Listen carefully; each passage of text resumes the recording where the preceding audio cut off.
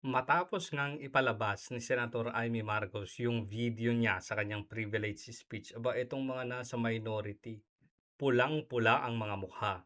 At siyempre, itong si Senator Rapi Tulfo, papayag ba naman na hindi ite-take yung opportunity para mag-grandstand at buhatin ang kanyang sarili?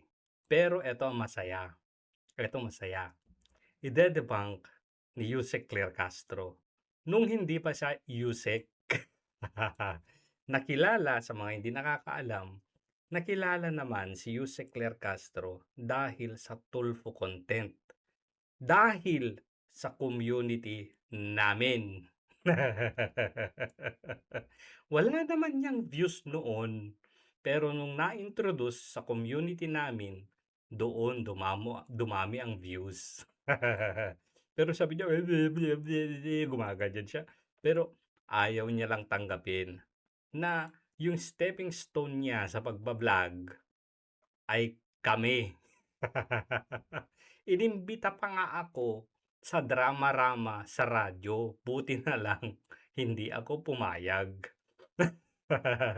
Ganon ang community namin noon. Nung yung moral compass niya, nasa tama pa. Pero parang tila ngayon, wala na. Bakit? Tahimik na din siya sa mga Tulfo. Pero kung makabakbak siya noon, grabe. Sobra. Araw-araw yan noon. Oh, pakinggan natin ang idol ng bayan. The motion of Senator Mig Subiri to strike sa record yung video presentation ni Senator Amy Marcos. I've been in public Eto na. Buhat bangko. service broadcasting sa media for almost 30 years now. Ba't parang pulang-pula yung mukha mo? First time na ako nakita ng How Xiao presentation. Wow, how xiao.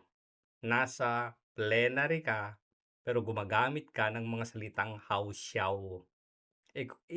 Ano din yan mamaya ni Legarda. Ano ba yung how xiao na yan?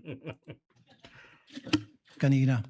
Natawa na lang sila eh. But before that, let me tell you this. Sana wag nating gamitin yung plenary para sa mga conspiracy theories natin. O talaga ba?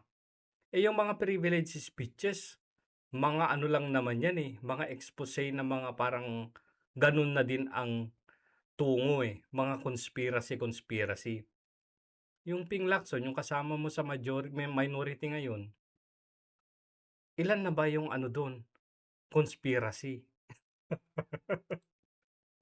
Sana maging totoo lang tayo. Sana maging totoo. Talaga? Again, babalikan natin yung sinasabi ko, experience ko sa media.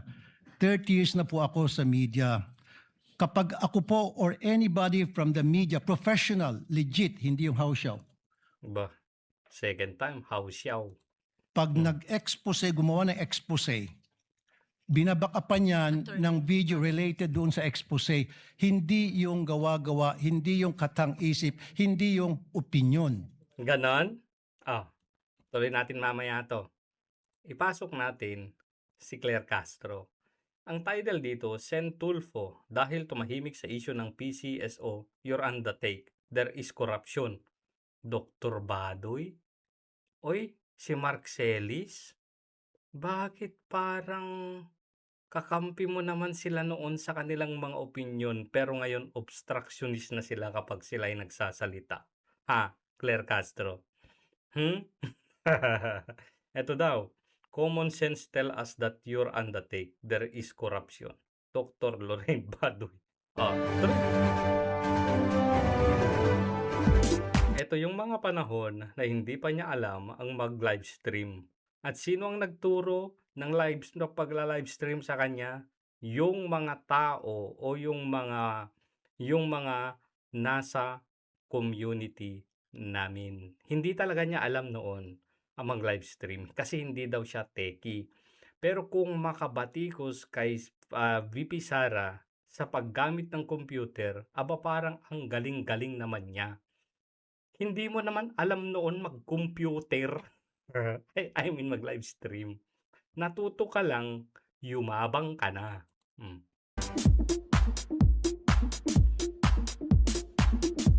naka-subscribe pa diyan, oh. Oh, Hello oh. everyone, welcome back to my YouTube channel, Batas with Attorney Claire Castro. Ang pag-uusapan natin ngayon ay yung mga reaksyon ni Jeffrey Celis at Dr. Abadoy sa klase ng pag-iimbestigang ginagawa ni Senator Raffy Tulfo. Ayun.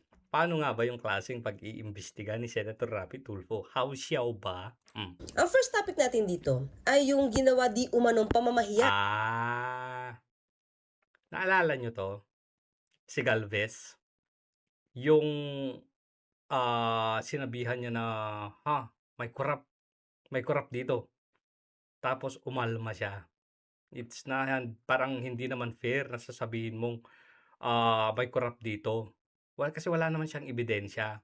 Pero sabi niya dito, pag siya daw ang nagsasalita sa bulwagan na ito, yung bulwagan, buong Senado yan kasama yan sa mga committee hearings.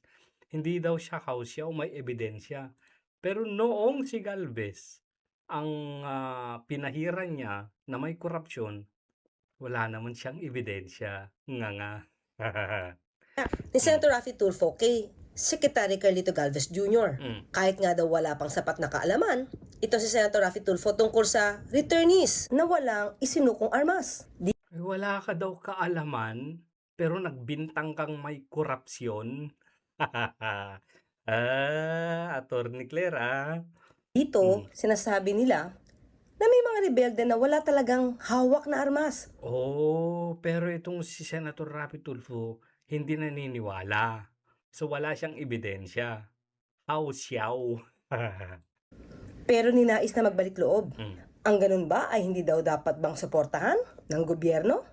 The task force balik loob in my capacity. Aba, ginagamit mo pa tong mga to noon.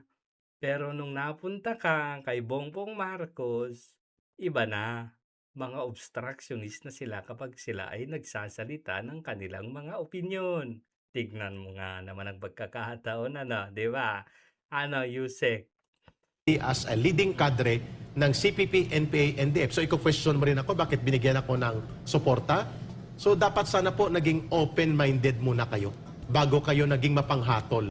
Pinapakita rito na hindi daw open-minded itong si Senator Raffy Tulfo. So agree ka kasi ginamit mo na resources, di ba? Agree ka sa sinasabi ni Celis. Dahil humahatol ka na at nanghuhusga ka na nang wala ka man lang hawak na ebidensya. Ano daw? Humuhusga at humahatol si Senator Raffy Tulfo nang walang ebidensya? Ay, debunk. Ito nga, may na-interview ka ba, Senator Raffy Tulfo, ng mga returnees? May na-interview ka ba daw, Senator Raffy? Tanong ni Yusek Claire Castro yan, Mga nagbalik loob. Nakapunta ka na ba sa vicinity para malaman mo kung paano ba lumaban ang MILF? At kung ilang armas talaga ang hawak ng mga miyembro nila?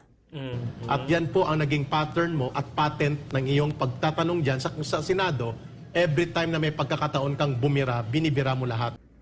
Nako, Senator Raffy Tulfo. Naku daw, Senator Raffy Tulfo. Bakit daw? Puna ni Mr. Jeffrey Celis. Yung pattern Mark Celis? Jeffrey Celis pala, sorry naman. mo kung papaano ka magtanong dyan sa Senado. Oo nga no, pansinin Oo nga, no? Nag-agree siya. ninyo, halos lahat ng tanong niya, puro ang tumbok ay pagbibintang. Wala, sabi niya, oo nga, no? Nag-agree siya. Tapos pansinin daw natin na yung mga pagtatanong daw niya, ang itinutumbok daw niya ay, pambibintang. Grabe. Senator Raffy, Na korap, o katiwalian, o katangahan ng kanyang resource person. Na kaya nagiging soundbites tuloy sa mga news ay ang patungkol sa anomalya ng kanilang resource person.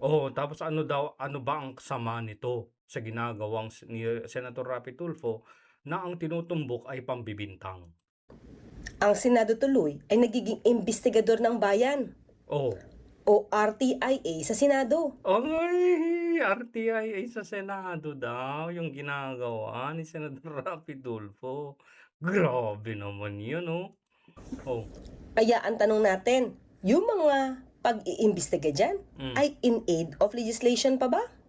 Ah, At wala kang preno, magkaiba po ang Idol Rapi Tulfo na programa mo sa telebisyon kaysa function mo at otoridad mo na ginagamit bilang senador.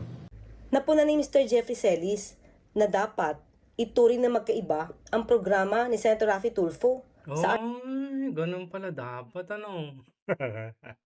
So, dapat pala din ituring mo ding iba yung pagba-vlog mo sa pagiging public officer mo or public official mo. Ganun ba yun? So, ibig sabihin, moonlighting ka, Yusek? Ah, may conflict of interest yung ginagawa ninyo ni Senator Raffy Tulfo? Ganun ba yun? RTIA Hmm. at yung ginagawa niya na pag-iimbestiga sa Senado. I think that ang what si Senator Tulfo Ginamit din si Lorey Badoy, oh. Pero ngayon, mga obstructionist tong mga to. Bakit noon okay naman tong mga sinasabi nila kapag may kinukontra, yung kinukontra mo din. has really just revealed to us is his ignorance, no? And he doesn't know that he doesn't know. Ignorance? Dr. Abadoy, masakit naman masyado yan. Uy, masakit daw yun. Pero ikaw ngayon, sinasabihan mo yung vice-presidente ng bobo.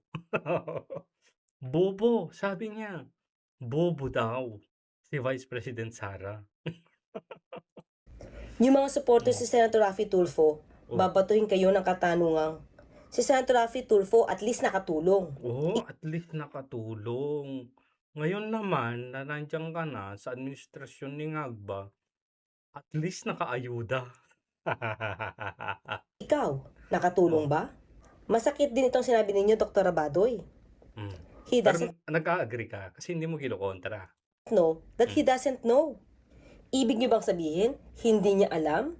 Na hindi niya alam ang mga sinasabi niya? Hello? Ano ito? Hmm. Pretending lang siya, Dr. Abadoy? Hello, pretending daw siya, Dr. Abadoy? Ang sakit naman niya mga naoobserbahan niyo sa kanya. Ay, nasasaktan pala pag ganun yung... nasasaktan kapag yung obserbasyon mo ay ganun. Ay, so nasasaktan ka din kung yung obserbasyon ng taong bayan ay walang ginagawa si Bongbong Marcos? And he's Iba yun. very very arrogant Grabe ka, about mama. it, no? Na Tama. he said it's just common sense. No, it's not. It's not common sense. Ano ito? Ibig niyo bang sabihin mali ang ginagamit ni Senator Raffy Tulfo ng common sense sa kanyang pag-iimbestiga? Hello? Well, kadalasan wala talaga siyang ebidensya. Well, ay hindi na sabi, sabi niya, wala daw talaga yung ebidensya si Raffy Tulfo. Common sense lang ang ginagamit niya. Oh, And boom, korap na yung kausap niya. and boom, corrupt na yung kausap niya. Ala ka. So, ano tong sinasabi mo dito, Raffy Tulfo? Tuloy natin to, Say, Hmm. binabakapan yan ng video related doon sa expose. Hindi yung gawa-gawa, hindi yung katang-isip, hindi yung opinion. Ganon? Hindi yung common sense. Pag naglabas ng expose ang isang tao, especially dito sa bulwagang ito, dapat related doon sa sinasabi noong senador. Mm. Just like what Senator Zubiri Teka lang. So, how siya yung pinalabas ni Senator Amy Marcos yung video ni Risa Hontiveros na dangerous kapag ka nagpatuloy ang mga Duterte? Nandun yun hindi naman house show yun Sinabi naman mismo talaga ni Risa Hontiveros yun di ba? Hindi naman house show yung meron talagang meeting si Tito Soto at si Bogie D at ng iba pa at pati ni Lacson. Kasi inamin din nila na meron nga. Inamin nga nila na may proposal pa na ibaba ng 35 yung requirements ng age ng tatakbo bilang presidente ng Pilipinas. Hindi yun house show. said, nakita niya Nagbibintang ka na naman. 'Di ba? Attorney Claire, nagbibintang na naman siya. Yan naman po, Madam President, every time na ako'y gagawa ng expose, every time na ako'y gagawa dito ng privilege speech, at yung privilege speech ko, binabakapan ko po ng mga sumbong, actual na mga sumbong ng mga taong lumalapit sa aking programa at dinadala ko rito para mabigyan ng solusyon ang problema inilalapit sa akin. At Talaga ba? Ulitin nga natin. Well, kadalasan wala talaga siyang ebidensya. Kadalasan walang ebidensya. Common sense lang ang ginagamit niya. Oh, And talaga? boom, korap na yung kausap niya. Talaga? hindi po yung opinion lamang. Oh. Ganun po dapat tayo rito. Oh, hindi. Now, ilang beses na po tayo nagpalit ng liderato dito sa Senado. Mm. Every time nagkaroon ng palitan, ngayon lang po ako nakita na nagkakaroon ng kaguluhan. Why? What's wrong? Anong what's wrong? Ayaw ngang matanggap ng leader ninyo sa minority na napalitan. Dapat hindi na po. Let's move on. Kasi nasasayang po yung oras natin dito, puro na lang bangayan. Oo nga naman. Paano nga naman niya maipapasa yung panukalan niyang batas na gawing national root crop yung ube? Sa dinami-dami ng problema ng bansa, doon ka ba talaga pupunta? Hindi ka pa natatapos sa pustiso. Hindi ka pa natatapos sa asin. Sa root crops naman siya ngayon, ube. Pag-usapan nyo na kasi yung ube na yan. The people have spoken. Sinasabi nila, enough is enough. We've been like a circus for the past few days. Pinagtatawanan po tayo. Totoo naman, dahil sa inyong minority. I was out there last night. Eto na naman yung mga kwento yatang barbero eh. Pag naglalakad ako, kinakausap ko ng mga tao, ano nangyari sa Senado? Ano bang nangyari sa inyo? What's going on? Nakakaya na po. Ang panawagan ko, magtrabaho na lang po tayo. Itigil na po natin to mga kung ano ng mga nasa katang-isip natin. Let's move on because we were elected by the people para magtrabaho, hindi para magbangayan. Maraming salamat, Madam President. Ito, hintayin nyo. Maraming salamat po. Tayo po ay nakikiisa rin sa sinabi nyo. May katanungan lang po ang presiding officer because we are using either the Filipino language or English. I would like to request the good gentleman from Isabela to use a alternative word to how shall because it may be difficult to translate it. Is that Filipino? I just want to be enlightened. How shall Yes. street lingo, meaning Street lingo. So hindi lengguwahe na talagang lengguwahe. Street lingo lang. So gumagamit ka ng street lingo sa bulwagan na yan. Sino ngayon ang nakakahiya? Tingnan mo yung itsura mo. Di ba? Respeto, ganito ganyan, ibalik ang dignidad. Pero ikaw yung gumagamit ng street lingo. So anong ibig sabihin ng kausyaw para sa'yo? Sige nga. fake. Fake daw, fake. Paano naging fake? Yung mga laman ng video ni Senator Amy Marcos. Galing sa bunganga mismo ni Tito Soto. Galing mismo sa bunganga ni Risa Hontiveros.